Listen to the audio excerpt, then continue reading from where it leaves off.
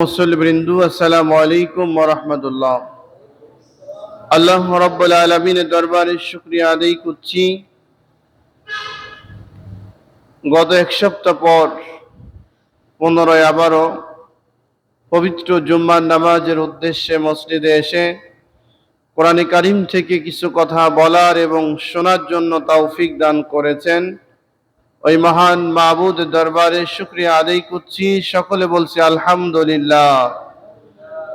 আরো শুকরিয়া আদায় করছি যে আল্লাহ রাব্বুল আলামিন অসংখ্য অগণিত নিয়ামত সৃষ্টির মধ্যে থেকে মাখলুকাতের সর্বশ্রেষ্ঠ মাখলুকাত হিসাবে আল্লাহ রাব্বুল আলামিন আমাকে আপনাকে সৃষ্টি করে তিনার বিধান কোরআনে কারিম মেনে চলার জন্য এখনো পরিবেশ রেখেছেন, সুযোগ দিয়েছেন।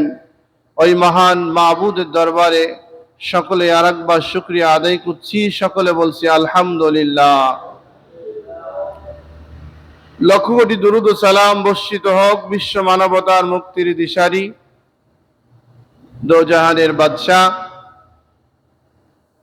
শ্রেষ্ঠ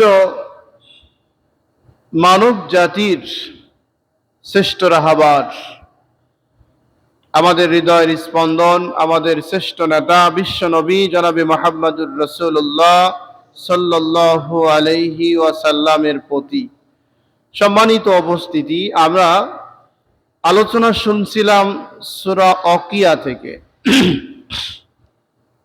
আমরা কয়েক জুম্মায় এই সূরা ওয়াকিয়ার আলোচনা শুনছি।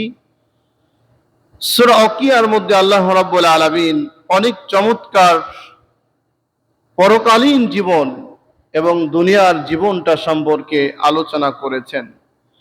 আজকের আলোচনার বিষয় হলো, গত জুম্মায় শেষ করছিলাম আমি ওখান থেকে, যে আল্লাহ রাব্বুল আলামিন বলতেছেন, তোমাদেরকে আমি আল্লাহ সৃষ্টি করেছি একটি অবস্থান থেকে, যখন তোমাদের কোনো পরিচয় ছিল না, কেউ তোমাদের জানতো না, চিনতো না। আমি রব্বুল আলামিন সামান্য নাপাক পানি থেকে তোমাদের সৃষ্টি করেছি। কিন্তু এই না, এরকম ভেবো না কেউ যে আমরা তো আব্বা মার মাধ্যমেই সৃষ্টি হয়েছি, আমাদের সৃষ্টির জন্য আমাদের আব্বা মাই যথেষ্ট। এরকম ভেবো না তোমরা। কারণ হলো, পানি এবং নাপাক পানি, যেই পানি থেকে তোমরা আসছো, বীর্য থেকে তোমরা পৃথিবীতে আসছো, এর কোনো ক্ষমতা নেই। এরকম হাজারো হাজার হাজার বীর্য ফোঁটা যদি একত্রিত করা হয়, আর আমি আল্লাহ যদি সেখানে আমার কুদরত কাজ না করে, পৃথিবীতে আসার মতো ক্ষমতা তোমাদের কারো নাই। এই জন্য তোমাদেরকে সৃষ্টি করার জন্য শুধুমাত্র একমাত্র আমি আল্লাহ ব্যতীত আর পৃথিবীতে কেউ নেই। ওই আল্লাহ রাব্বুল আলামিন তোমাদেরকে সতর্ক করার জন্য, সতর্ক হওয়ার জন্য আমি তোমাদেরকে কিতাব দিয়েছি, যেই কিতাব কিয়ামত পর্যন্ত যেই জাতির সামনে থাকবে, আর যেই জাতি এই কিতাব থেকে জ্ঞান অর্জন করবে, তারা কখনো পথভ্রষ্ট হবে না, তারা বিপর্যয় হবে না, তারা কোনো সময়ের জন্য গাফেল হবে না। সম্মানিত উপস্থিতি, আমাদের সামনে কিতাব আছে, আমরা নামাজ পড়ছি, কোরআনের দাবিদার, কোরআন তেলাওয়াত জানি, অথচ আমাদের আখলাক, চরিত্র, আমাদের লেনদেন, কথাবার্তা, আমানতদারি, এটা ভালো হচ্ছে না। এটা ভালো না হওয়ার কারণ কি? ভালো না হওয়ার কারণ হলো, আমরা আল্লাহকে ভুলে গিয়ে, পরকালকে ভুলে গিয়ে, দুনিয়ার মোহে পড়ে আমরা মনে করছি এই দুনিয়ায় আমাদের সব। যা কিছু হচ্ছে, যা কিছু করছে, আমরাই করি, আমরাই হয়, আমরাই সব কিছু। একজন পণ্ডিত জিজ্ঞাসা করলেন, আল্লাহ সম্পর্কে তোমার ধারণা কি? সাধারণ একজন ছাগলের রাখাল ওনাকে প্রশ্ন করলেন। ছাগলের রাখাল বললেন, আল্লাহ একজন আছেন, এটা আমি জান প্রাণ দিয়ে বিশ্বাস করি। কেন, কিভাবে? বলে আমি দীর্ঘমেয়াদী ছাগল চড়াই, ছাগল রাখি। এই ছাগলগুলা বিভিন্ন গাছের লতা পাতা, খের খোটা এগুলা খাচ্ছে, বিভিন্ন কিছু খাচ্ছে। কিন্তু খাওয়ার পরে এই ছাগলের পেট থেকে যেই পায়খানাগুলা বের হচ্ছে, গুটি গুটি গোল গোল, মনে হচ্ছে যেন ট্যাবলেট, একটা মেশিন দিয়ে মাড়াই করে এগুলাকে পরবর্তীতে তার পায়খানা হিসাবে বের করছে। কারো সাথে কারো মিল নাই, এক চমৎকার। এই যে এত পাতা লতা পাতা খেট থেকে যেই ব্যক্তি এই সুন্দর পায়খানাকে বের করে আনতে পারেন, এতে বোঝা যায় এর পিছনে মহান স্রষ্টা একজন যদি না থাকতেন কখনো কোনোদিন সম্ভব হতো না। সুবহানাল্লাহ। আল্লাহকে বোঝার জন্য মেলা দূর যাওয়া দরকার নেই। এরপর আল্লাহ রাব্বুল আলামিন আরো বলেন, বান্দা তুমি যদি চিন্তা করো, আমি রব্বুল আলামিন যেই গাভী তোমাদের দান করেছি, এই গাভীগুলা তোমরা বাড়িতে লালন পালন করতেছ, তোমরা পাতা লতা পাতা খের খুঁটা খাওয়াচ্ছ, একই জায়গায় প্রসাব, একই পেটের মধ্যে হলো পায়খানা গোবর, একই জায়গায় একভাবে সব কিছু নিয়ন্ত্রণ করছে, চলাফেরা করছে। কিন্তু বান্দা আমি রব্বুল আলামিন সেখান থেকে তোমাদের জন্য, পুষ্টির জন্য, তোমাদের উপকারের জন্য আমি স্বচ্ছ এমন সাদা দুধ বের করে আনি, সেখান থেকে কিয়ামত পর্যন্ত কোনোদিন ওর মধ্যে নাপাকি স্পর্শ করতে পারবে না। সুবহানাল্লাহ। এর নাম হলো আল্লাহ। আল্লাহ রাব্বুল আলামিন আরো বলেন, আমি তোমাদের জন্য যত কল্যাণকর কাজ করেছি বান্দা, তোমরা যদি একটু চিন্তা করো, চোখটা বুলিয়ে যদি দেখো পৃথিবীর দিকে, অসংখ্য নদী নালা খাল বিল আমি রব্বুল আলামিন যখন পানি দিয়ে ভরার ব্যবস্থা করি, যখন মনে করি এই খাল বিল এখন আমার বান্দাদের পানির প্রয়োজন, আমি রব্বুল আলামিন বৃষ্টির মাধ্যমে খাল বিলকে ভরে দিই। আবার যখন মনে করি এখন শুকনা দরকার, আমি শুকিয়ে দিই।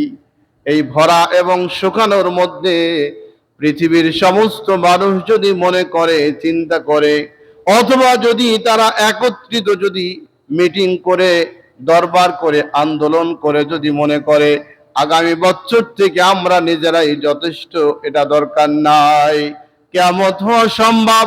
কিন্তু বান্দা তোমরা এক কিঞ্চিত পরিমাণ পানির ব্যবস্থা করতে পারবে না। সুবহানাল্লাহ। কে করেন বলেন? আল্লাহ। আল্লাহ রাব্বুল আলামিন আরো বলেন, বান্দারে আমি পানির জন্য যে কোনো নদীর থেকে পানি তুলি না বান্দা, আমি পানি তুলি সাগর, মহাসাগর থেকে। যেই মহাসাগরের পানিগুলা নোনা পানি, আমি আল্লাহ রাব্বুল আলামিন তুলে নিয়ে আকাশ থেকে, আকাশে আমি পানিটাকে ভাসমান করে দিই। নোনা পানি তুললাম, ঘোলা পানি তুললাম, ময়লা আবর্জনা পানি তুললাম। কিন্তু বান্দা আমি জানি আমার বান্দাদের এই পানিগুলা যখন বর্ষণ করব, আমি এই নোনা পানি, গন্ধ পানি, ময়লা পানি, আবর্জন যুক্ত পানিগুলা যখন আমার বান্দাদের উপরে আমি নিক্ষেপ করব, ছেড়ে দিব, এই পানিগুলা যখন বান্দাদের উপরে পড়বে, তখন বান্দাগুলা নিঃশ্বাস দূষিত হয়ে যাবে, নিঃশ্বাস ভালো নিতে পারবে না, ফসলগুলা হবে না, ঘাস পালা তরুলতা সবগুলা বিষাক্ত হয়ে নুনাত্ম কারণে মারা যাবে। আমি রব্বুল আলামিন পানিগুলা ওঠার থেকে শুরু করে মেঘনালার মধ্যে থেকে আমি মডিফাই করে ওই পানির গোলা আমি নুনাত্ব বন্ধ করে দিয়ে, ময়লাগুলাকে পরিষ্কার করে দিয়ে আমি তোমাদের জন্য মিষ্টি রূপে পানিগুলা বর্ষণ করে দিই। সুবহানাল্লাহ, সুবহানাল্লাহ। আসলেই তো তাই, ঠিক না বলেন?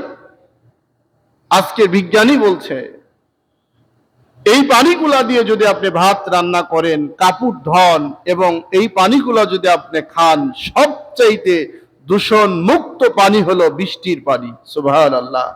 অথচ আল্লাহ বলছেন আমি তুললাম নোনা, কত গরু মরে যাচ্ছে, ছাগল মরে যাচ্ছে, মানুষ মরে যাচ্ছে, কত বাড়ি ঘর ভেঙে তছনছ হয়ে যাচ্ছে, অথচ এত আবর্জনা যুক্ত পানি। আবার চিন্তা করুন, যেখানে পানিগুলো আল্লাহ তুললেন, এই যে আবর্জনা ময়লা, আজকে পর্যন্ত আমরা কোন জায়গায় এগুলো তো আল্লাহ রাখছেনই, কোথায় রাখলেন, কিভাবে রাখলেন? এগুলাকে আল্লাহ আকাশের মধ্যে ভাসমান করে দিচ্ছেন না হজম করে ফেলছেন? এই অবস্থা, এই মহিলাগুলা যদি আবার মনে করুন এই প্রতিষ্ঠানের উপর একটা সময় পড়লো, যদি পড়ে যায় পড়ে, তাহলে কি আমরা বাঁচতে পারতাম? বলেন, বাঁচতে পারতাম না।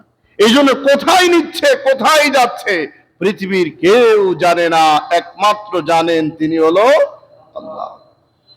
এই জন্য সূরা ওয়াকিয়াত থেকে আল্লাহ রাব্বুল আলামিন এমন অনেক কথা বলেছেন, যেই বিষয়গুলা যদি আমি আপনি জান প্রাণ দিয়ে এই আলোচনাগুলা মাথার মধ্যে ঢুকিয়ে নেই, ওই ব্যক্তির দ্বারায় আর খোঁজা লাগবে না যে আল্লাহ কোথায় থাকেন।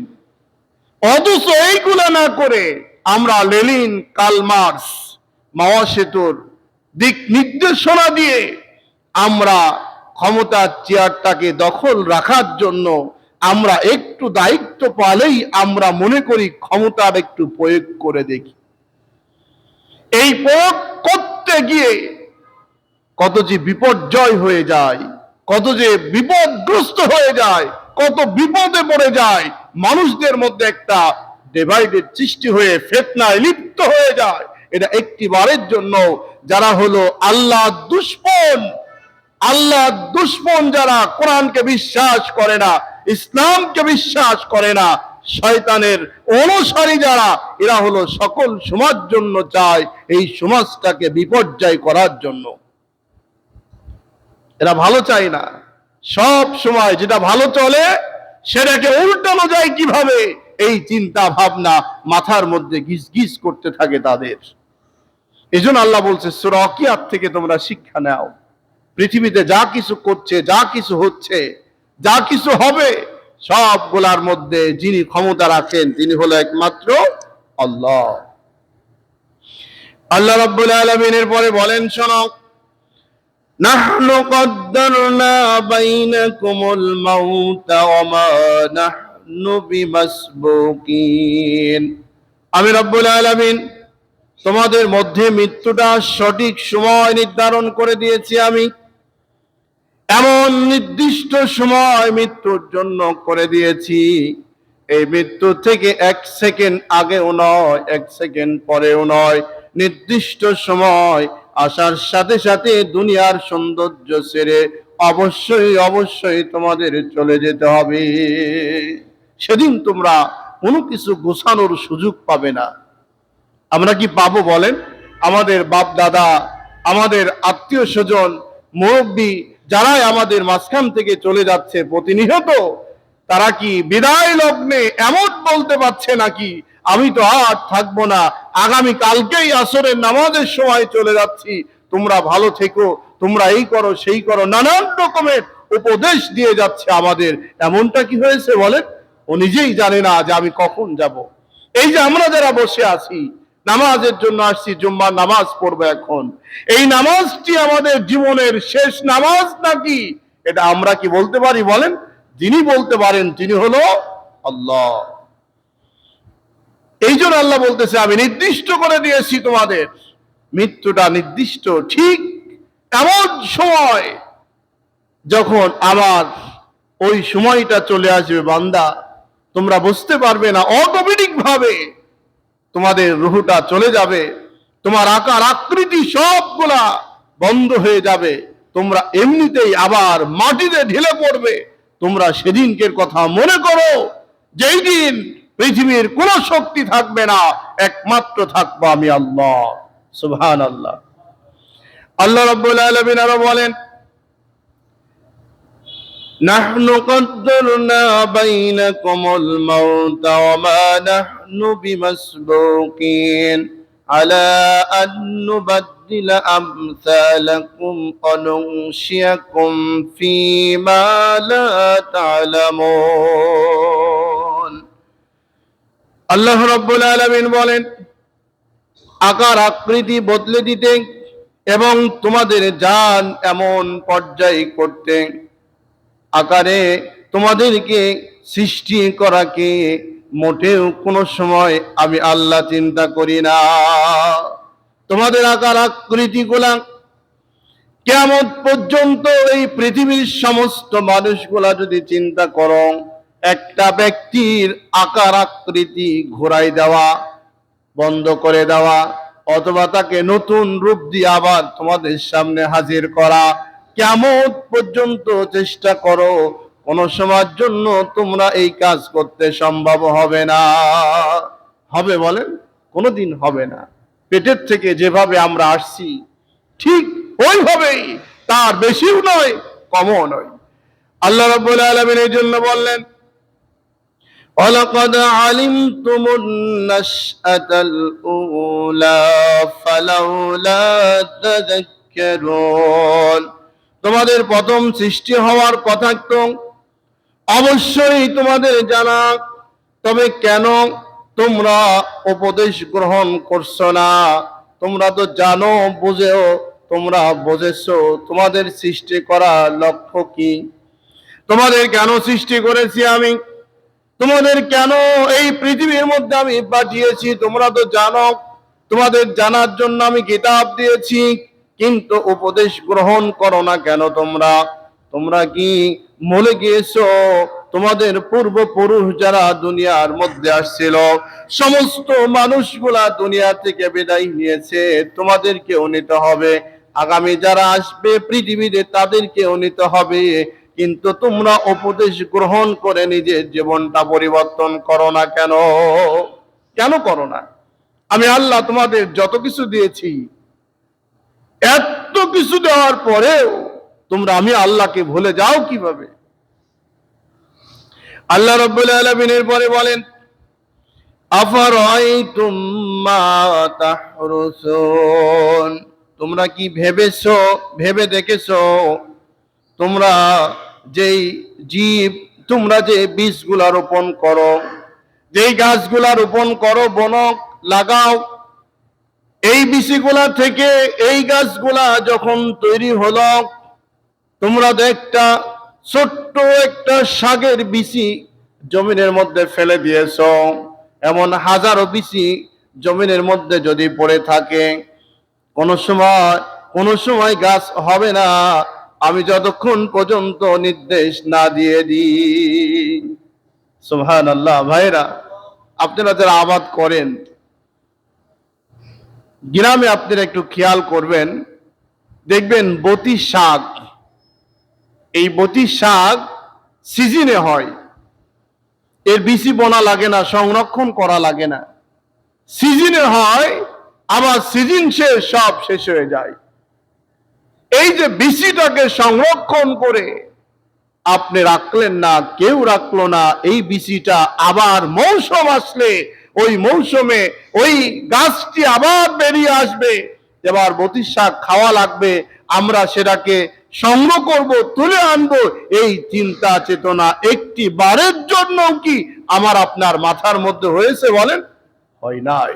যিনি করেছেন, তার মানে বিচি মাটিতে পড়লেই গাছ হবে এটা নয়, বিচি মাটিতে পড়ে থাকলেই আপনার চারা বের হয়ে আসবে এটা নয়।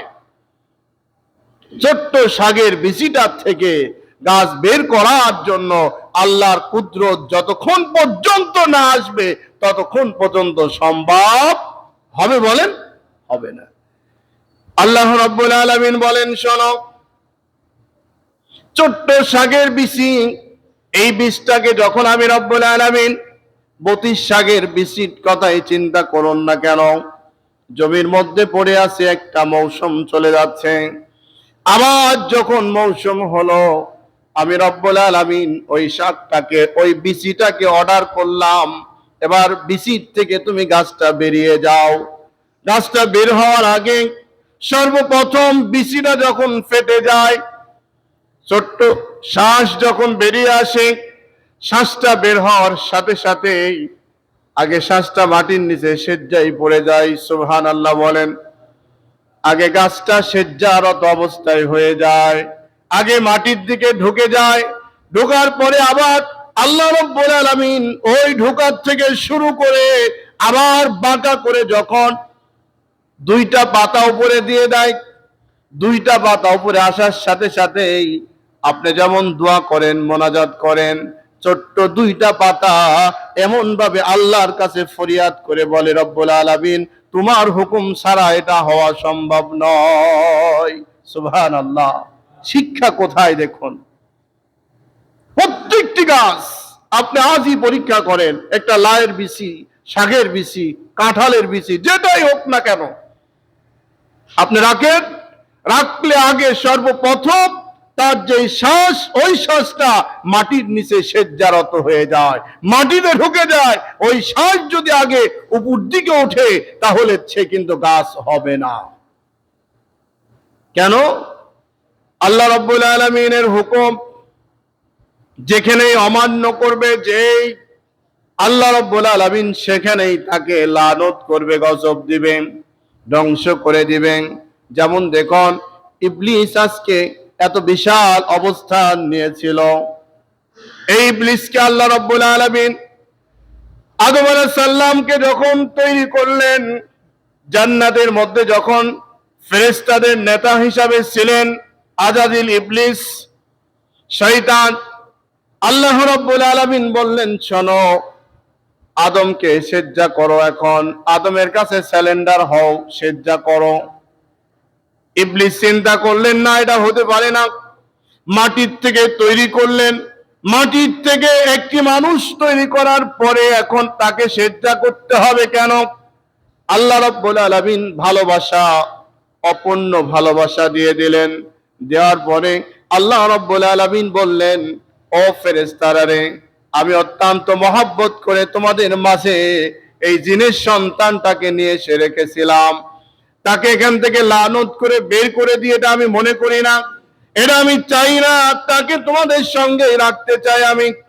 একটা কৌশল অবলম্বন করো। একটা ঘর তৈরি করা হলো। ঘর তৈরি করার পরে আল্লাহ রাব্বুল আলামিন সেখানে আদমকে রেখে দিলেন। আদমকে রাখার পরে সুযোগ দিয়ে দিলেন, ইবলিসকে বলা হলো, এবার ঘরের মধ্যে প্রবেশ করো। আল্লাহর কৌশলটা কত চমৎকার দেখুন।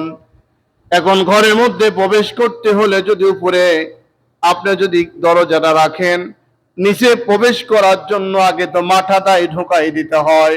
উনি মাথা না ঢুকিয়ে পাও দুইটা আগে ঢুকিয়ে দিলেন।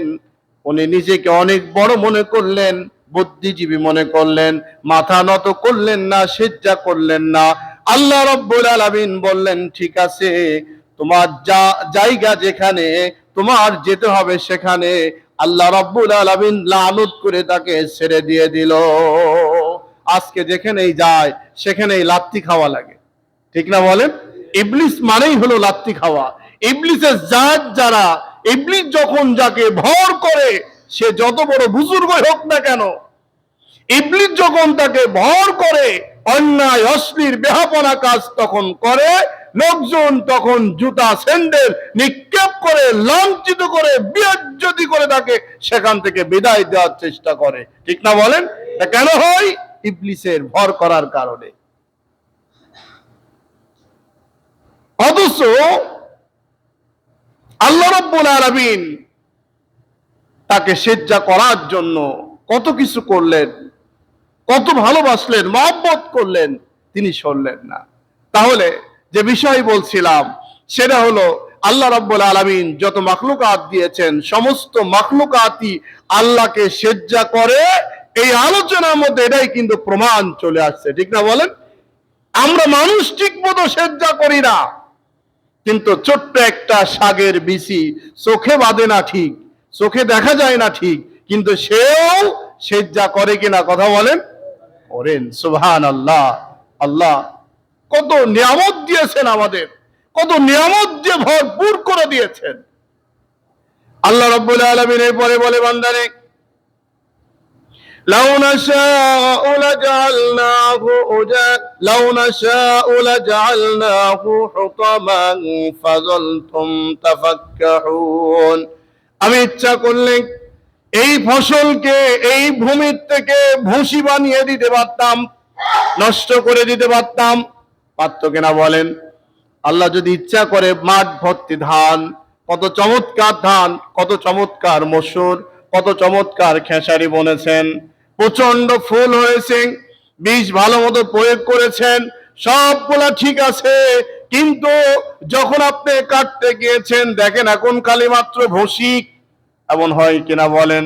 আর কোনো ফল নাই, কোনো দানা নাই, যা কিছু হয় সবগুলা ভুসি হয়ে যায়, এর মধ্যে খাওয়ার মতো উপযুক্ত আর কোনো কিছু নাই।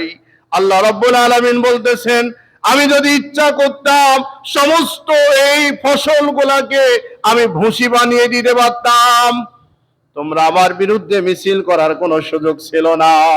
ছিল না কি বলেন? এখন দেখুন ভুসি আর ফসল নাই, ভুসি হয়ে গেছে। এখন আপনারা আন্দোলন শুরু করলেন, বিক্ষোভ মিছিল শুরু করলেন, সমাবেশ শুরু করলেন। আল্লাহর কোনো কিছু আসে যায় বলেন? আল্লাহর কোনো ক্ষতি হবে বলেন? কিচ্ছু হবে না, বরঞ্চ ক্ষতি হবে আপনাদের। আল্লাহর বিরুদ্ধে আঙ্গুল উঁচা করলেই আল্লাহ ওই আঙ্গুলকে আর ফিরিয়ে দেয় না। ঠিক না বলেন? আল্লাহ ফিরিয়ে দেয় না। এই জন্য আল্লাহ বলছে আমি ভুসি বানাই দিতে পারতাম, কিন্তু আমি দিই নাই। আমার বান্দাদের জন্য আমি ফসল পরিপূর্ণ করে দিয়েছি। বান্দা যখন ফসল কাটো, কাটার পর এবার বলো যাক, এবারকে অমুক জায়গার রিসার্চ সেন্টার থেকে বীজ নিয়ে আসার কারণে বীজটা এত ভালো আর এত উন্নত, প্রচুর পরিমাণ এবার আমার ফসল ফলালেন। প্রচুর পরিমাণ সার বিষের প্রশংসা, বীজের প্রশংসা, আপনার গবেষণা কেন্দ্রের প্রশংসা, কিন্তু আসলে যিনি দিলেন তিনি কে? ওর প্রশংসা নাই, ওর প্রশংসা ভুলে গিয়েছেন। আল্লাহর জন্য বললেন সূরা কিয়াত থেকে শিক্ষা নিয়ে তোমরা আমার ইবাদত করো, গোলামি করো, আমি আল্লাহকে তোমরা চেনো। এরপর আল্লাহ রাব্বুল আলামিন বলে বান্দারে শোনো, এই ফসলগুলা যখন তোমাদের আমি দিলাম, এই ফসলগুলা তোমরা ইচ্ছা মতো খাও, সমস্যা নেই, খাওয়ার জন্য আমি দিয়ে দিলাম। লাউ নাশাউ লাজআলনাহু উজাজান ফালাউলা তাশকুরুন। আমি রব্বুল আলামিন ইচ্ছা করলে সমুদ্রের পানিগুলা আকাশে তুলে নিয়ে আবার নোনা পানি ব্যাগ দিতে পারতাম, কিন্তু নোনা পানি ব্যাগ দিই না। এই জন্য তোমরা নিঃশ্বাস নিতে পারবে না, ফসলগুলা ফলাতে পারবে না, সমস্ত পরিবেশ দূষণ হয়ে যাবে, অক্সিজেন বন্ধ হয়ে যাবে। সেই জন্য আমি রব্বুল আলামিন নোনা পানিগুলা আসমানে তুলে নিয়ে আমি পরিষ্কার পরিচ্ছন্নতা করে আমি তোমাদের মাঝে আবার ফিরিয়ে দিই। এটা আমার কাজ, আমি আল্লাহর কাজ।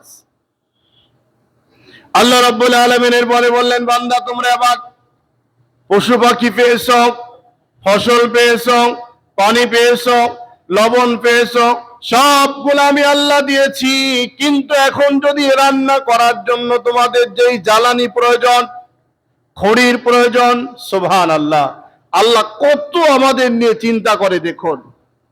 আল্লাহ বলছে এই যে সব দিয়েছি আমি, এখন যদি তোমাদের আমি ফসল সব কিছু দিলাম, তোমাদের যদি এখন খড়ি না দিই, জ্বালানি না দিই, গাছপালা না দিই, আল্লাহ রাব্বুল আলামিন বলতেছেন আফরাআইতুমুন নারাল্লাতী তুরুন। আমি রব্বুল আলামিন যদি ইচ্ছা করতাম সবগুলা বন্ধ করে দিলে রান্না করে খাওয়ার জন্য তোমাদের কোনো ব্যবস্থা হতো না।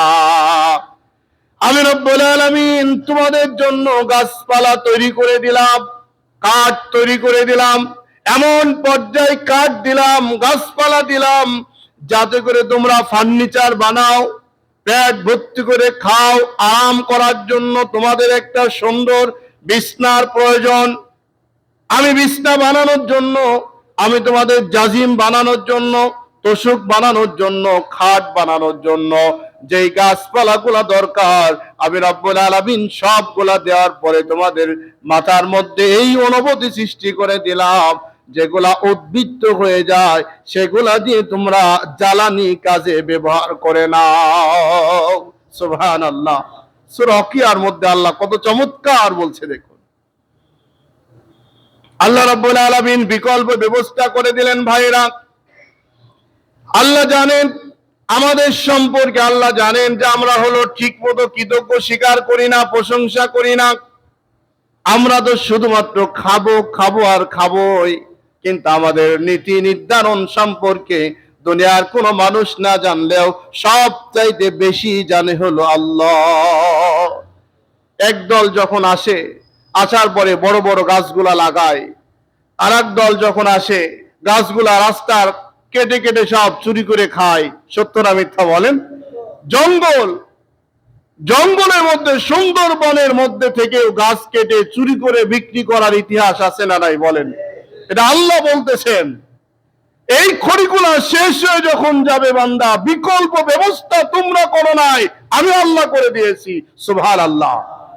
আল্লাহ রাব্বুল আলামিন বলেন, আনতুম আনশাআতুম, আমি রব্বুল আলামিন শাজারাতুকা আম নাহনুল মুনশিউন। বান্দারে, আমি রব্বুল আলামিন তোমাদের বিকল্প ব্যবস্থা হলো পানির মধ্যে থেকে আমি আল্লাহ গ্যাসের ব্যবস্থা করে দিলাম। সুবহানাল্লাহ। পানি যেমন থাকে নিচে, পানির মধ্যে থেকে আমি আল্লাহ তাআলা আমার বান্দাদের খাওয়ার জন্য, জ্বালানির জন্য, এরা কাঠ বিক্রি করে খাবে, কাঠগুলা শেষ করে ফেলবে, গাছপালা তরলতা কম হয়ে যাবে, অক্সিজেন দিতে পারবে না।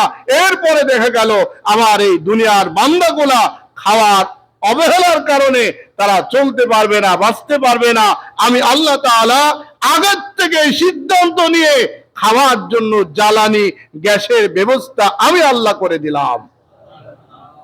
এবার বলেন, আপনার কোন সরকার করলো গ্যাসের ব্যবস্থা? কে করে দিয়েছে এই গ্যাসের ব্যবস্থা? দেখুন, একদিকে গাছ খড়ি, আর একদিকে হলো গ্যাসের ব্যবস্থা। এটা আল্লাহ বলছে, গর্ব করে আল্লাহ বলছেন আমি করেছি, এটা আমার দান। আমি আল্লাহকে ভুলে যাও কোথায়? কেন ভুলে যাবে আমি আল্লাহকে? আমি আল্লাহ তোমাদের খাওয়ার ব্যবস্থা করলাম, খড়ির ব্যবস্থা করলাম, রান্নার ব্যবস্থা করলাম। এখন বান্দা তোমরা কি চাও বলো?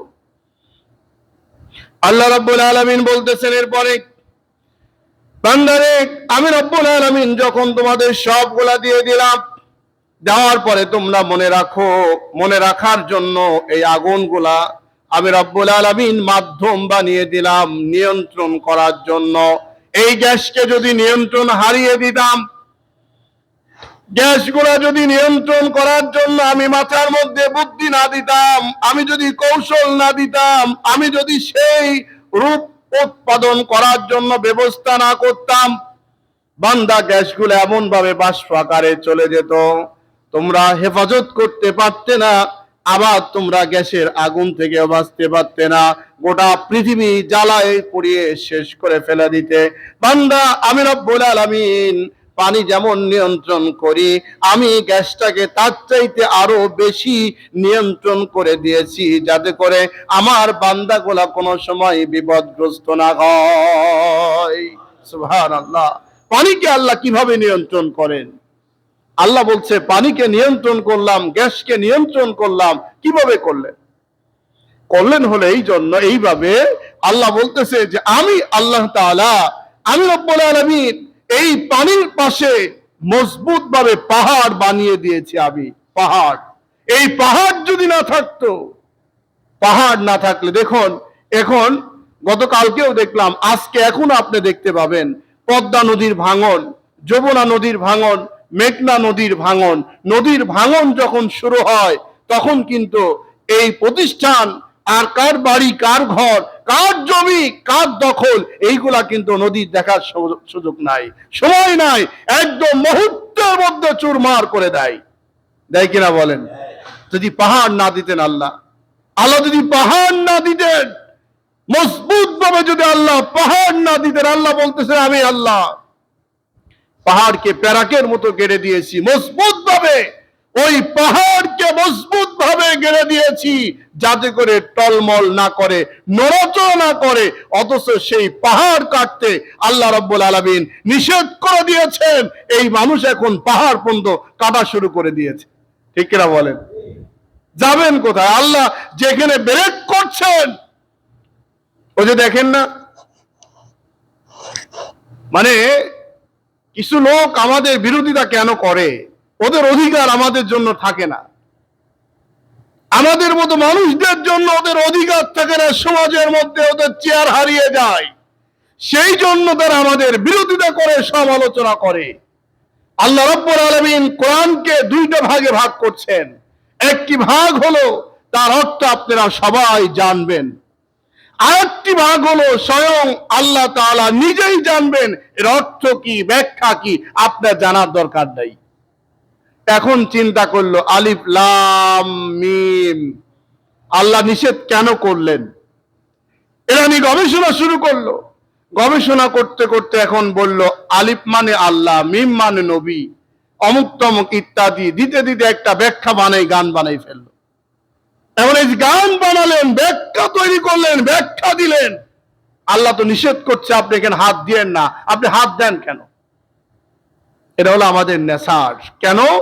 সব সময়ের জন্য ইবলিস মাথার মধ্যে গিজ গিজ করতে থাকে, ভালো কাজ গবেষণা করার সুযোগ দেয় না। অথচ আল্লাহ বলছে, বান্দা তুমি চিন্তা করো, গবেষণা করো, আমি তোমার খড়ির ব্যবস্থা করে দিয়েছি, গ্যাসের ব্যবস্থা করে দিয়েছি, পাহাড়কে প্যারাক মেরে দাবিয়ে দিয়েছি। এর থেকে তুমি আমি আল্লাহকে চিনো না, আমি যেগুলা নিষেধ করি সেগুলা বেশি করে করো। সম্মানিত উপস্থিতি, সময় যেহেতু একদমই কম, আগামী জুম্মায় আমরা আলোচনা করব ইনশাআল্লাহ গ্যাস এবং এই পাহাড় থেকে আমরা আলোচনা শুরু করব, আল্লাহ যদি আমাদের ওই পর্যন্ত বাঁচিয়ে রাখেন ইনশাআল্লাহ। আসুন, যে আলোচনা করছি আমি সহ আমাদের সবাইকে আল্লাহ রাব্বুল আলামিন বুঝার জন্য তৌফিক দান করেন, আমরা যেন সত্যিকারে আল্লাহর খাঁটি গোলাম, আল্লাহর বন্দিগিকারী, আল্লাহর ইবাদতকারী গোলাম হিসাবে মৃত্যু পর্যন্ত জীবন যাপন করতে পারি। আল্লাহ যেন আমাদের তৌফিক দান করে, বলেন আমিন। ওয়া আখিরু দাওয়ানা আনিল হামদুলিল্লাহি রাব্বিল আলামিন।